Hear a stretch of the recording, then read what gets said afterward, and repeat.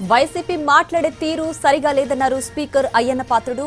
మళ్లీ మేమే వస్తాం, అంతు చూస్తామని బెదిరిస్తున్నారని మండిపడ్డారు. రప్పారప్ప అంటూ సినిమా డైలాగులు కొట్టడం ఏంటని ప్రశ్నించారు. ప్రజాస్వామ్యంపై నమ్మకం లేదా అని అన్నారు.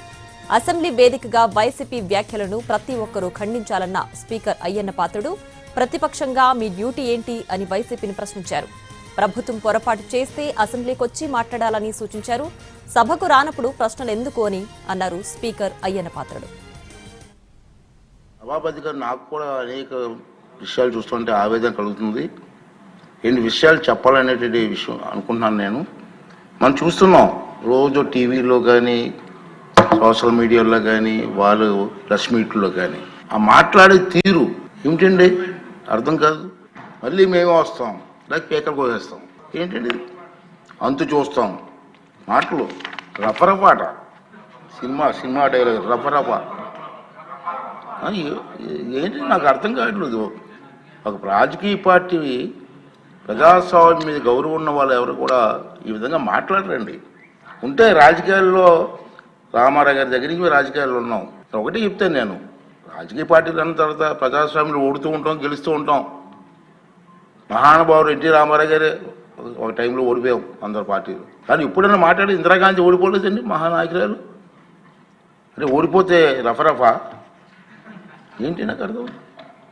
ఇవన్నీ కూడా ప్రజాస్వామ్యం ప్రజలు కూడా ఖండించవలసిన అవసరం ఉందని చెప్పి ఈ వేదిక ద్వారా మనం చేయాలన్న ఉద్దేశం. వస్తుంది, ఆవేశం వస్తుంది, కానీ కంట్రోల్ చేసుకుని మాట్లాడాల్సిన పరిస్థితి వస్తుంది. ఇంకా ఏం చేస్తున్నామంటే నేను చూశాను, ప్రజాస్వామ్యంలో గెలవచ్చు, ఓడిపోవచ్చు. రాష్ట్ర అభివృద్ధిని దృష్టిలో పెట్టుకొని అందరు నాయకులు ముందుకు వెళ్ళాలి తప్పించి ఇష్టం వచ్చి మాట్లాడాలండి. సరే రాష్ట్రం గెలిచావు, ఏం చేసావు? రాష్ట్రాన్ని సర్వనాశనం చేశారు. మనం కళ్ళారా చూసాం, ప్రజలు కళ్ళారా చూశారు, అందుకే మన బుద్ధి చెప్పారు. ఇప్పుడు ఏం చేయాలి? నీ డ్యూటీ ఏంటి? అది ప్రతిపక్షంగా ప్రభుత్వం చేస్తున్న కార్యక్రమాలని మీరు అమలు చేయడం కోసం ప్రయత్నం చేయాలి. అది రాజకీయ నాయకుల లక్షణం. మీ అందరికీ తెలిసిందే కాదనలేదు, ప్రజలకు చెప్తున్నాను నేను ఈ వేదిక ద్వారా. ప్రజలకి ప్రభుత్వం ఎక్కడైనా పొరపాట్లు చేస్తే అసెంబ్లీలోకి వచ్చి మాట్లాడు, ప్రజా సమస్యలు అసెంబ్లీ చర్చించు. ప్రభుత్వం రిప్లై ఇస్తుంది, ప్రభుత్వం మీద ఒత్తిడి తీసిరా.